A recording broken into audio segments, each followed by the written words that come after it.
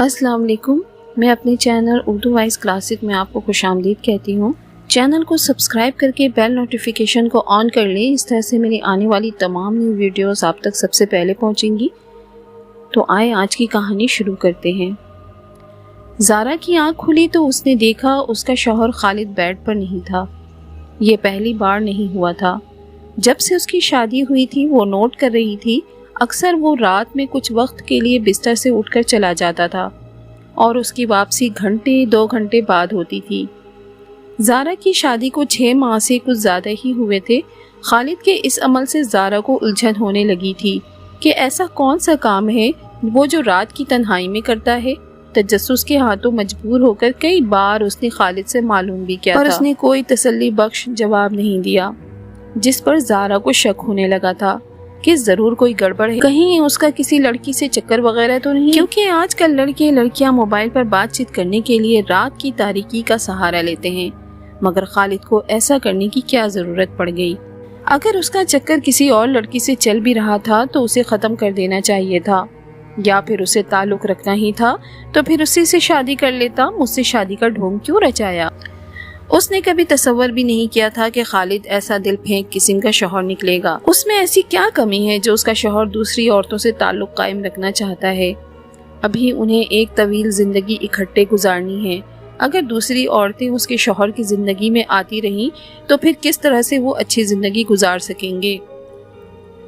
وہ غصے میں بھری بستر سے اٹھی اور کمرے سے باہر نکل گئی۔ اسے اچھی طرح معلوم تھا کہ خالد اس وقت کہاں ہوگا، اس لیے وہ چھت پر پہنچ گئی۔ چھت پر ایک چھوٹا سا کمرہ بنا ہوا تھا، اس کمرے میں خالد اکثر جا کر لیٹ جاتا تھا۔ زارا دبے پاؤں اس کمرے کی طرف بڑھ ہی رہی تھی۔ کمرے کا دروازہ بند تھا اور اندر سے باتیں کرنے کی آوازیں آ رہی تھیں۔ زارا نے دروازے سے کان لگا دیے، گو کہ آواز میں صاف سنائی تو نہیں دے رہی تھی، لیکن صاف اندازہ ہو ہی گیا تھا کہ خالد کسی لڑکی سے باتیں کر رہا ہے۔ خالد کا کسی لڑکی سے رات کے اس پہر بات کرنا شکوک و شبہات کو جنم دے رہا تھا۔ زارا کے صبر کا پیمانہ لبریز ہو گیا تھا۔ وہ غصے سے بری طرح سے کانپ رہی تھی۔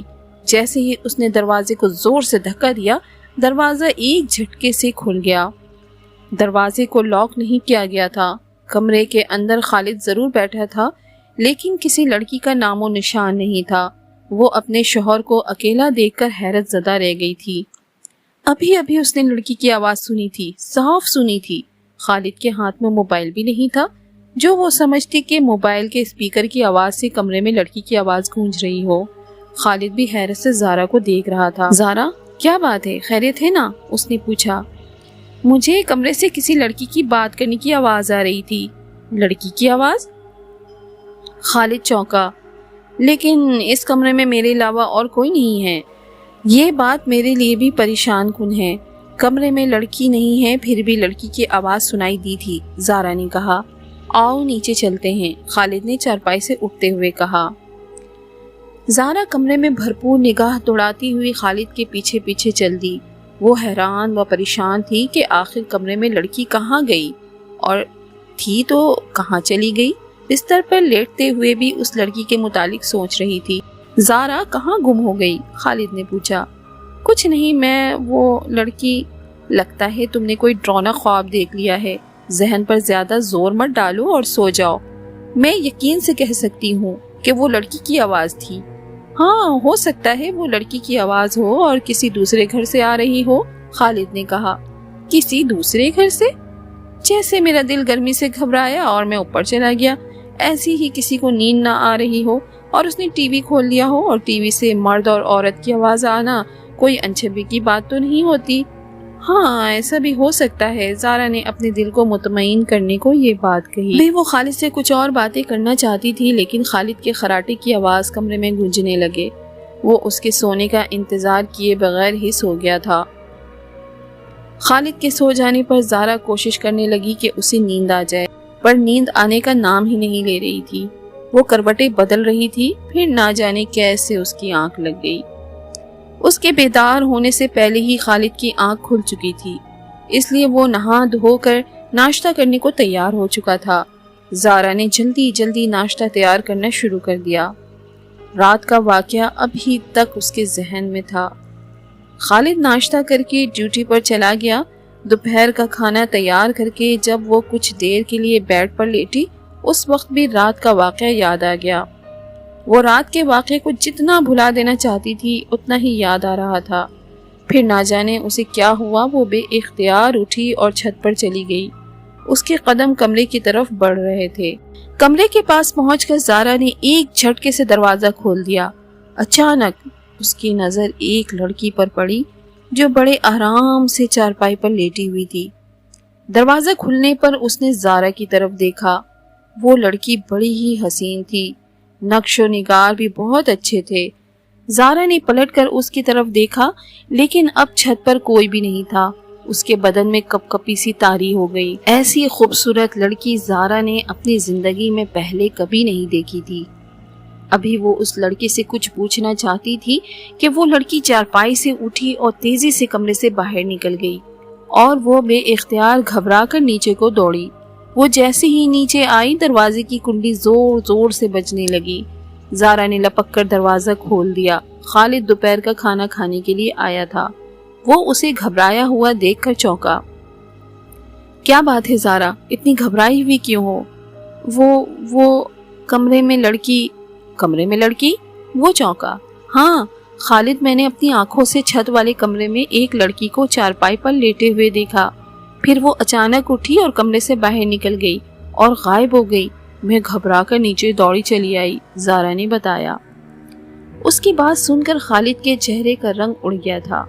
وہ چور نگاہوں سے کبھی زارا کو کبھی زینے کو دیکھنے لگتا تھا۔ خالد، یہ کیا چکر ہے، مجھے بتاؤ۔ یہ سب تمہاری وجہ سے ہوا ہے۔ میری وجہ سے؟ وہ چونکی۔ ہاں نا، تم اس کے بارے میں جاننے کی کوشش کرتی اور نہ وہ تم پر ظاہر ہوتی۔ سوچو، تم اس گھر میں 6 ماہ سے رہ رہی ہو، کبھی وہ تمہیں نظر آئی؟ لیکن رات سے تم اس کے بارے میں جاننے کو بے چین ہو، اس لیے غصے میں اس نے تم پر خود کو ظاہر کر دیا۔ خالد نے غصے سے کہا۔ وہ کون ہے اور اس سے تمہارا کیا تعلق ہے؟ تم یہ جان کر کیا کرو گی؟ خالد، میں تمہاری بیوی ہوں اور اس کے بارے میں جاننے کا حق رکھتی ہوں، زارا نے کہا۔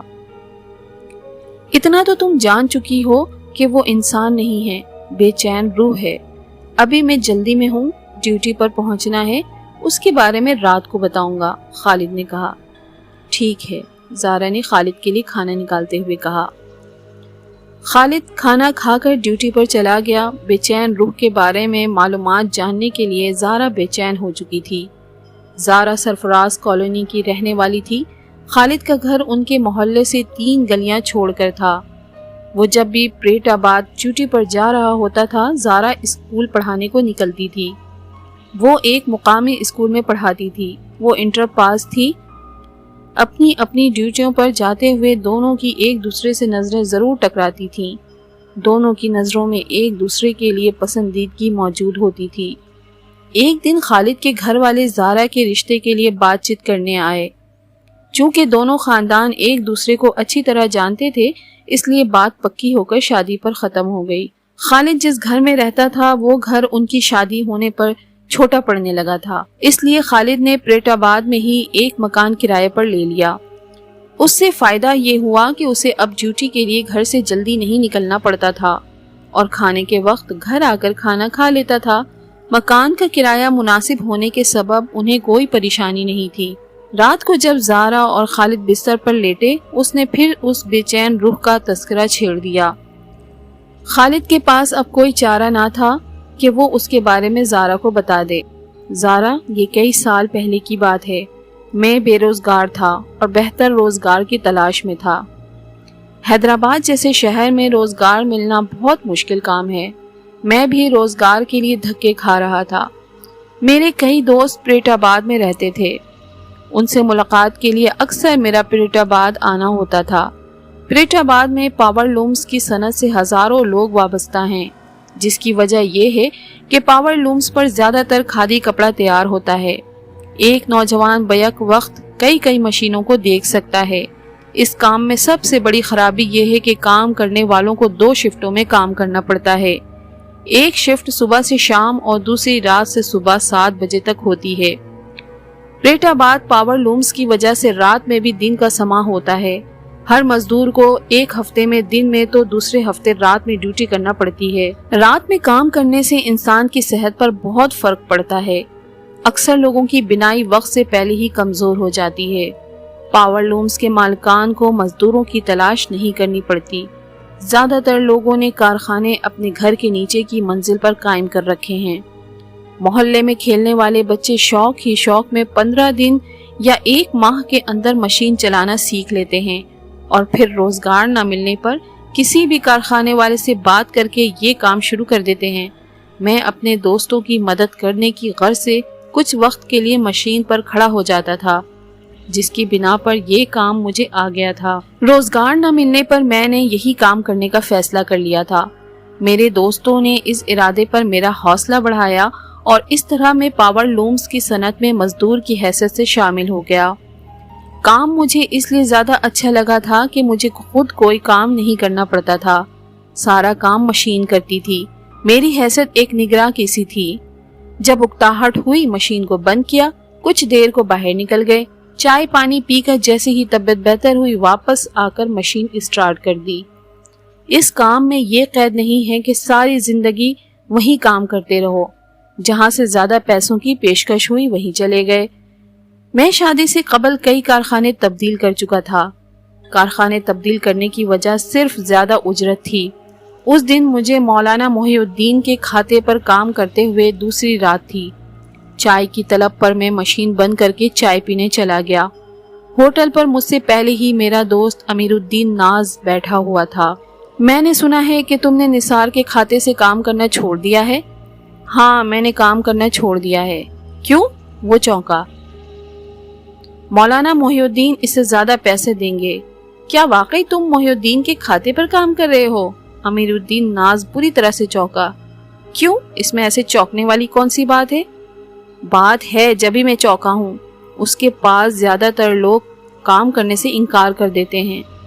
جو کام کرنے کی حامی بھر لے تو رات ڈیوٹی آنے پر خود ہی کام چھوڑ کر بھاگ جاتے ہیں۔ وہ کیوں؟ مجھے تجسس ہوا۔ سنا ہے وہاں آسیب ہے، رات میں جو کام کرنے آتا ہے اسے پراسرار آوازیں آتی ہیں۔ اب تم خود سوچو کہ رات کے 2 بجے جب تمہیں کسی کے بولنے کی آواز سنائی دے اور وہ نظر بھی نہ آئے، ایسے میں تمہاری کیا حالت ہوگی؟ امیر الدین ناز نے کہا۔ تمہیں بے وقوف بنانے کو میرے سوا اور کوئی نہیں ملا؟ میں نے چائے کی چسکی لی۔ خالد، تم میری بات کا یقین کرو، میں سچ کہہ رہا ہوں۔ تم دیکھ لینا، جب رات میں کسی عورت کی آواز آئے گی اور وہ تمہیں اے میرے صنم کہہ کر پکارے گی، پھر میں دیکھوں گا کہ تم کتنے بہادر ہو، امیر الدین ناز نے کہا۔ امیر الدین، میں ایسی باتوں پر یقین نہیں کرتا۔ یہ کام کرتے ہوئے کئی سال ہو چکے ہیں، ابھی تک کبھی کسی بھوت یا چڑیل سے واسطہ نہیں پڑا۔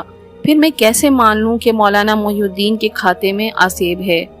میں نے کہا، نہ مان کر تم نقصان میں رہو گے۔ میرا مشورہ ہے کہ تم محی الدین سے بات کر کے صرف دن کی ڈیوٹی لے لو، اس سے ویسے بھی رات میں کام کرنے کی عادت ہے، امیر الدین ناز نے کہا۔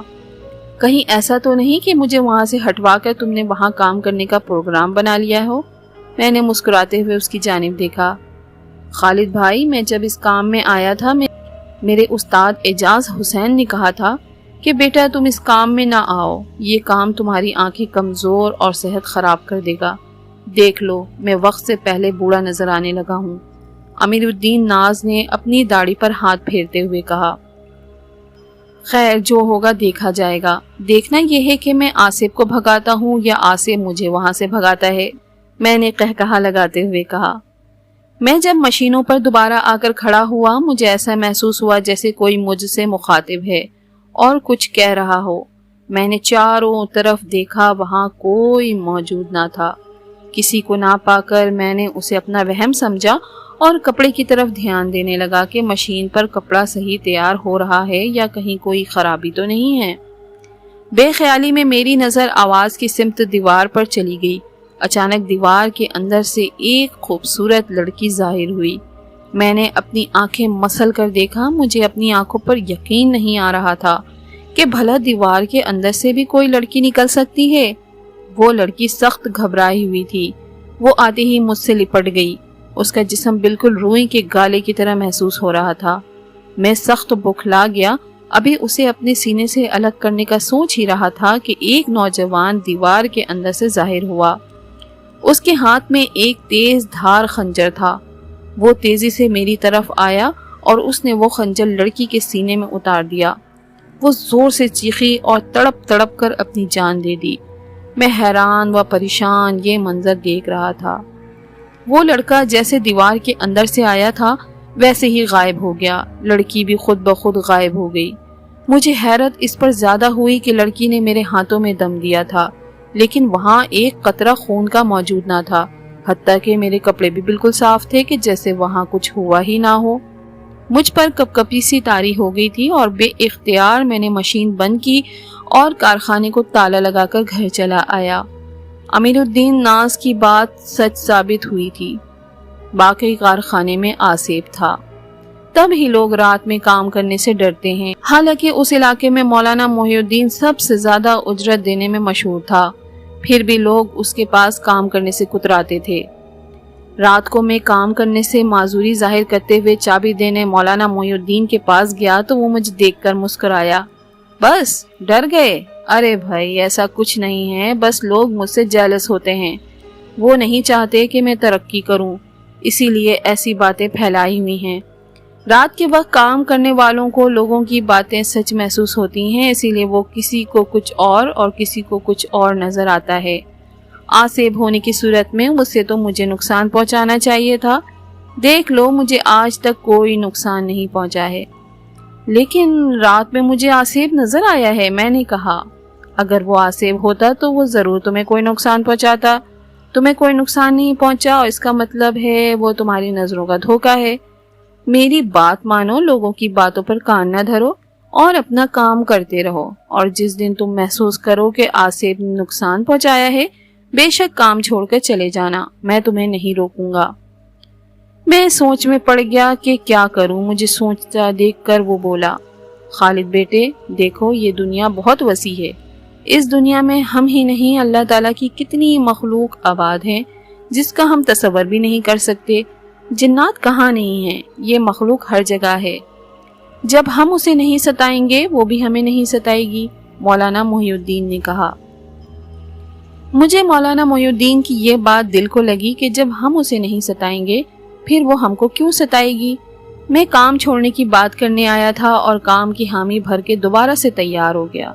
رات کو کام کرتے ہوئے مجھے کسی قسم کی آواز سنائی نہیں دی۔ پوری رات کام میں مصروف رہا۔ وہ دوسری رات میں کھڑا مشینوں کو دیکھ رہا تھا۔ میری نظر بے اختیار گھڑی پر چلی گئی۔ رات کے 2 بج رہے تھے کہ اچانک آواز آئی، بابو مشین چلا، بابو مشین چلا۔ میں نے حیرت سے مشینوں کو دیکھا، مشینیں چل رہی تھیں، پھر بھی مجھے مشین چلانے کو کہا جا رہا ہے۔ کئی بار یہ آواز آنے پر مجھے بڑا غصہ آیا کہ کیا آصف کو نظر نہیں آ رہا کہ مشین چل رہی ہے، جو پراسرار آواز میں مجھے مخاطب ہو کر مشین چلانے کو کہہ رہے ہیں۔ میری نظر بے اختیار کارخانے کے دروازے پر چلی گئی۔ کوئی شخص دروازے پر چھپا کھڑا تھا۔ ہوا کے چلنے سے قمیص کا کچھ حصہ اڑتے ہوئے دکھائی دے رہا تھا۔ میں خاموشی سے دروازے پر آیا۔ بابو مشین۔ امیر الدین کو مجھے دیکھ کر چپ لگ گئی۔ امیر الدین کے بچے یہ تو ہے؟ میں غصے سے بولا۔ میں دیکھنا چاہ رہا تھا کہ تم کتنے بہادر ہو، میری آواز سن کر ڈرتے ہو یا نہیں۔ میں تمہاری آواز سن کر نہیں ڈرا، اب کیا حکم ہے؟ میں نے کہا۔ ارے بھائی میں کیا تمہیں حکم دوں گا، دراصل تمہارے ساتھ چائے پینے کا موڈ ہو رہا تھا اس لیے چائے لے کر آیا ہوں۔ امیر الدین ناز نے چائے کی کیتلی اور کپ دکھائے۔ یہ تم نے بہت اچھا کام کیا، اس وقت واقعی چائے پینے کا موڈ ہو رہا ہے۔ چائے دیکھ کر میرے چہرے پر مسکراہٹ دوڑ گئی۔ اور سناؤ، کارخانے کے آصف سے ملاقات ہوئی؟ امیر الدین ناز نے چائے کپ میں ڈالتے ہوئے کہا۔ ہاں ہو چکی ہے، میں نے چائے کا کپ ہاتھ میں لیتے ہوئے کہا۔ کیا واقعی؟ امیر الدین گھبرا سا گیا۔ ہاں بھائی میری ملاقات ہو چکی ہے، ایک نوجوان لڑکا ہے اور دوسری بہت ہی خوبصورت لڑکی ہے جسے دیکھتے ہی آدمی کا دل آ جائے، میں نے کہا۔ کیا تم سچ کہہ رہے ہو؟ وہ بے یقینی سے بولا۔ کیوں، مجھے جھوٹ بول کر کیا ملے گا؟ میرا مطلب ہے کہ تمہیں ان سے بالکل خوف نہیں آیا؟ لوگ ان کو دیکھ لینے کے بعد کام چھوڑ دیتے ہیں۔ وہ آصف بہت شریف ہیں، مجھے بالکل تنگ نہیں کرتے، اس لیے میں نے یہاں سے کام نہیں چھوڑا۔ تمہاری ہمت ہے کہ ابھی تک یہاں کام کر رہے ہو، مجھ جیسا شخص آصف دیکھ لینے پر دوبارہ پلٹ کر ادھر کا رخ نہ کرتا۔ امیر الدین ناز نے چائے کی چسکی لی۔ تھوڑی دیر وہ میرے پاس بیٹھ کر چلا گیا۔ صبح ہو جانے پر میں بھی گھر چلا آیا۔ تیسری رات اپنے کام میں مصروف تھا کہ ایک مشین پر کوئی بیٹھا نظر آیا۔ میں جیسے ہی اس مشین کے پاس گیا، میری حیرت سے آنکھیں کھلی کی کھلی رہ گئیں۔ مشین چل رہی تھی، دھاگوں کے اوپر وہی دوشیزہ بیٹھی ہوئی تھی۔ مجھے اپنی جانب آتا دیکھ کر وہ مسکرائی۔ کون ہو تم؟ میرے منہ سے بے اختیار یہ جملہ نکلا۔ میں لڑکی ہوں، وہ بولی۔ یہ مجھے بھی نظر آ رہا ہے کہ تم لڑکی ہو، لیکن تم چاہتی کیا ہو؟ میں تمہیں چاہتی ہوں، وہ بولی۔ مجھے جانتی ہو؟ چاہنے کے لیے جاننا ضروری نہیں ہوتا، بس دل آنے کی بات ہوتی ہے۔ میرا دل تم پر آ گیا ہے۔ میں انسان ہوں، تم آصف۔ مجھے آصف بھی ایک انسان نے ہی بنایا ہے۔ میرے بھائی کے ہاتھوں پہلے میں مری تھی، پھر ایک کار ایکسیڈنٹ کے حادثے میں میرا پیارا، میری جان دلاور ہلاک ہو گیا۔ اسے مر کر سکون میسر آ گیا، مگر میری روح کو سکون نصیب نہ ہو سکا۔ میں جس رات اس جگہ قتل ہوئی ہوں، اس دن سے تڑپ رہی ہوں، پر جب تمہیں دیکھا مجھے محسوس ہوا کہ جیسے میرا دلاور پھر سے اس دنیا میں آ گیا ہے۔ میری روح کو سکون دینے کی خاطر اب میں تمہیں نہیں چھوڑوں گی۔ تم جہاں بھی جاؤ گے مجھے وہیں پاؤ گے، وہ بولی۔ تمہارے بھائی نے تمہیں قتل کیوں کیا؟ میرے بھائی کو دلاور پسند نہیں تھا۔ میرے گھر والے بھی نہیں چاہتے تھے کہ میری شادی دلاور سے ہو۔ ایک رات جب میں گھر سے فرار ہو کر دلاور کے ساتھ بھاگ کر پسند کی شادی کرنا چاہ رہی تھی، میرے ہاتھ میں ایک پوٹلی بھی تھی۔ دلاور نے یہاں پہنچنے کا کہا تھا۔ اس وقت یہاں خالی میدان تھا۔ میرا بھائی کاشف کی آنکھ کھل گئی اور میرے پیچھے یہاں تک پہنچ گیا۔ دلاور بھی پہنچ گیا تھا۔ میں بھاگتے ہوئے جیسے ہی دلاور کی باہوں میں پہنچی، میرے بھائی نے خنجر سے حملہ کر کے مجھے ہلاک کر دیا۔ وہ دلاور کو بھی ہلاک کرنا چاہتا تھا، لیکن وہ بھاگ نکلنے میں کامیاب ہو گیا، مگر اس کی قسمت اچھی نہیں تھی۔ بھائی نے اس واقعے کے بعد گھڑا کھود کر مجھے دفن کیا تھا، اس لیے میری روح یہاں بھٹک رہی ہے۔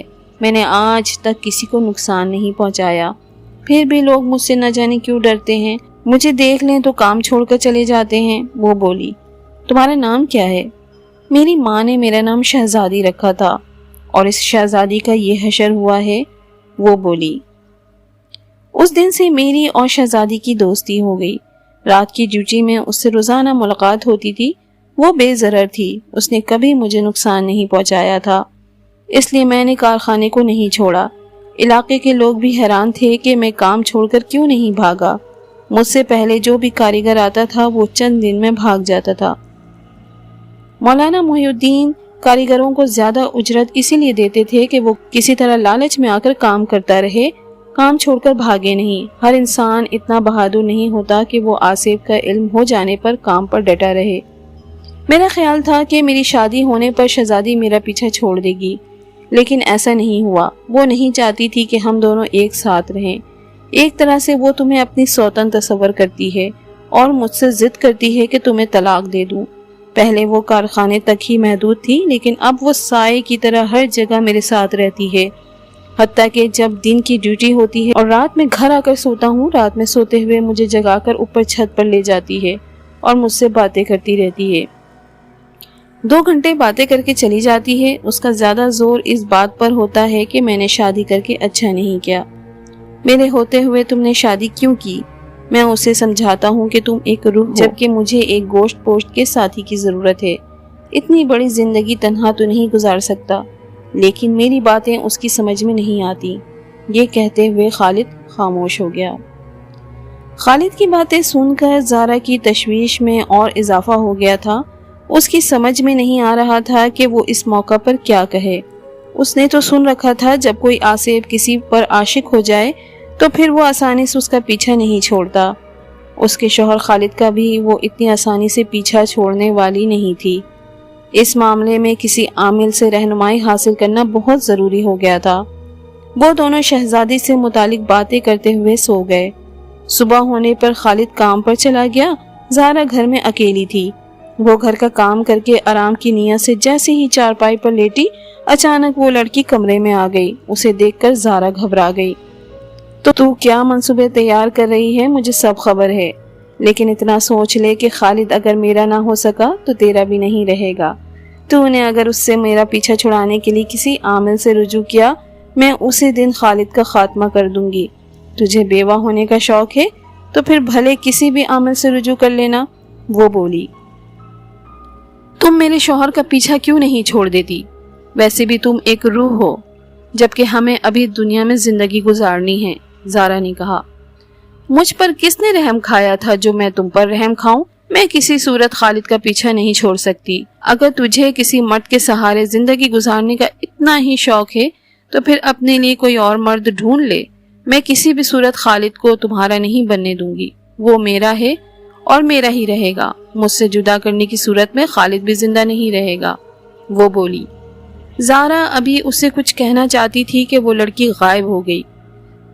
جاتے جاتے وہ ایسی دھمکی دے گئی تھی کہ اب اسے ایک انجانا سا خوف آنے لگا تھا۔ اس کی سمجھ میں نہیں آ رہا تھا کہ وہ کیا کرے۔ اس لڑکی سے چھٹکارا پانے کے لیے کسی عامل سے رجوع کرنا ضروری تھا۔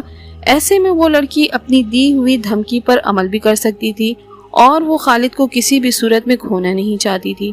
اپنی سوچوں میں نہ جانے کب اسے نیند آ گئی۔ آنکھ اس وقت کھلی جب دروازے پر دستک ہوئی۔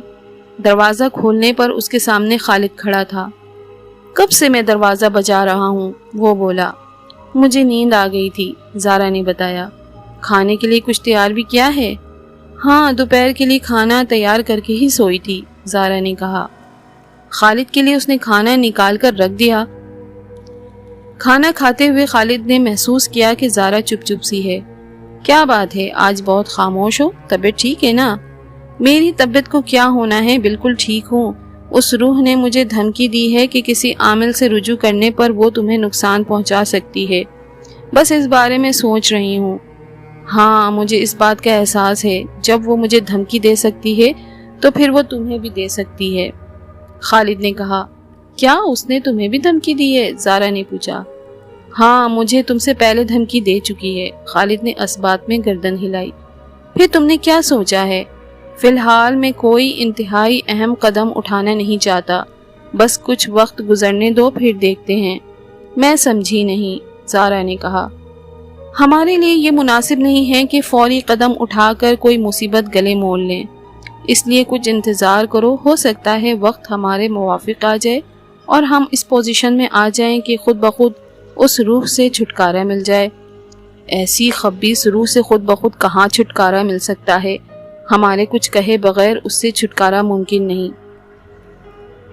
ہمیں بہت سوچ سمجھ کر ایک ایک قدم اٹھانا ہوگا، اس لیے اس معاملے کو فی الحال حالات پر چھوڑ دو۔ اللہ تعالیٰ جو کرے گا وہ بہت بہتر ہوگا، خالد نے کہا۔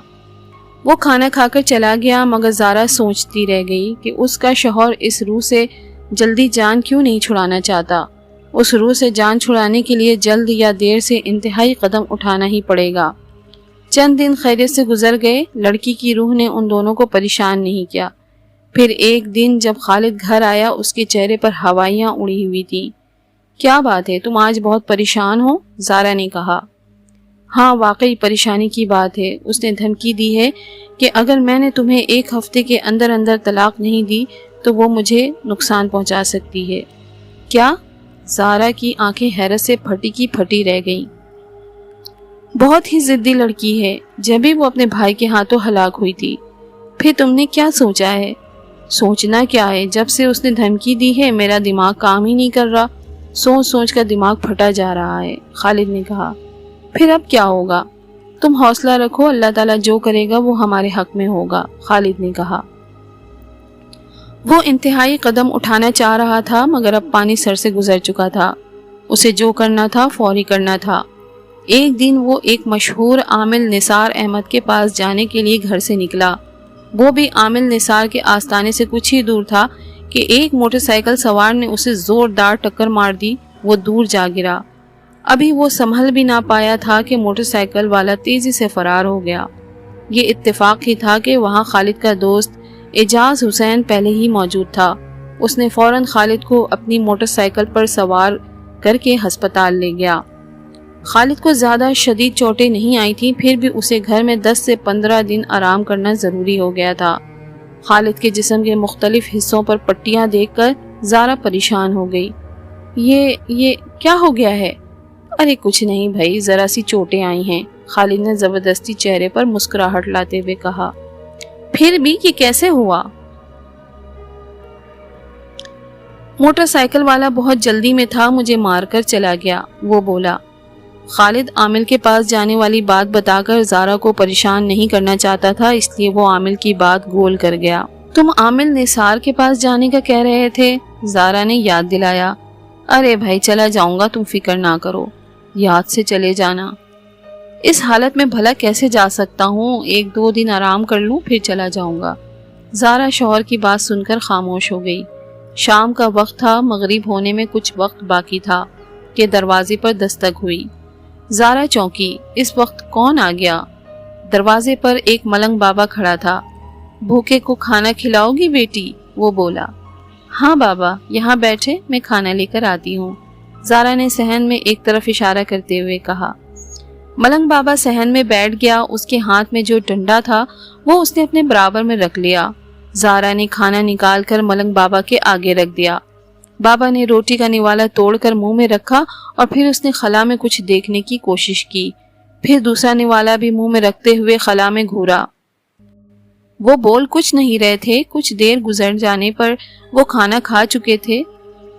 وہ اٹھ کر کھڑے ہو گئے اور جلالی لہجے میں فضا میں دیکھتے ہوئے بولے، جا چلی جا، بھاگ جا، جلا کر بھسم کر دوں گا۔ زارا حیرت سے ملنگ بابا کو دیکھ رہی تھی۔ تو مجھے جانتی ہے نا، میں پلید روحوں کو جلا کر بھسم کر دیتا ہوں، تیرا بھی یہی حشر ہوگا، چلی جا، چھوڑ دے ان کا پیچھا۔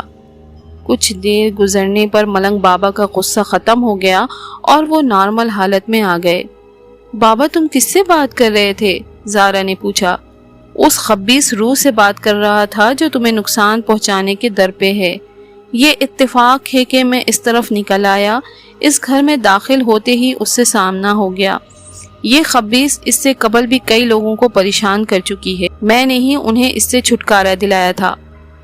اب اس خبیث روح نے اس گھر میں ڈیرے ڈال لیے ہیں، یہ تم دونوں کو نقصان پہنچانا چاہتی ہے، لیکن میرے ہوتے ہوئے اب تمہارا بال بھی بیکا نہیں کر سکتی، ملنگ بابا نے کہا۔ بابا یہ روح ہمیں دھمکیاں دے رہی ہے کہ ہمارے کسی عامل سے رجوع کرنے پر جانیں نقصان پہنچا سکتی ہے، زارا نے بتایا۔ خبیث روح نقصان پہنچانے کے علاوہ کر بھی کیا سکتی ہے؟ تم بے فکر ہو جاؤ، اب یہ تمہارا کچھ نہیں بگاڑ سکے گی۔ اگر اس نے تمہیں کسی قسم کا نقصان پہنچانے کی کوشش کی تو اس کا مجھے علم ہو جائے گا اور میں آ کر اسے جلا کر بھسم کر دوں گا، ملنگ بابا نے کہا۔ ملنگ بابا کھانا کھا کر چلا گیا۔ اس کے جانے کے بعد وہ روح پھر 1 ہفتے تک نظر نہ آئی، جس کا خالد نے زارا سے اظہار کیا۔ زارا نے ملنگ بابا کے گھر میں آنے اور بات چیت کے بارے میں بتایا۔ خالد حیرت میں پڑ گیا کہ اتنی آسانی سے کس طرح سے اس روح سے نجات مل گئی۔ یہ حقیقت ہی تھی کہ وہ روح ان دونوں کا پیچھا چھوڑ کر کہیں دور جا چکی تھی، اس خوف سے کہ کہیں ملنگ بابا حقیقت میں جلا کر بھسم نہ کر دے۔ کئی ماہ گزرنے پر بھی وہ روح ان دونوں کے سامنے ظاہر نہیں ہوئی تھی اور وہ دونوں میاں بیوی بھی خوش تھے کہ ان کی اس روح سے جان چھوٹ گئی۔ مولانا محی الدین کے کارخانے میں آصف کا قصہ ماضی کا حصہ بن چکا ہے۔ مولانا محی الدین بھی خوش ہیں کہ خالد کے قدم اس کارخانے کے لیے مبارک ثابت ہوئے ہیں۔ جو اس کے کارخانے سے آصف کا قصہ تھا، لوگ اب بھولنے لگے ہیں۔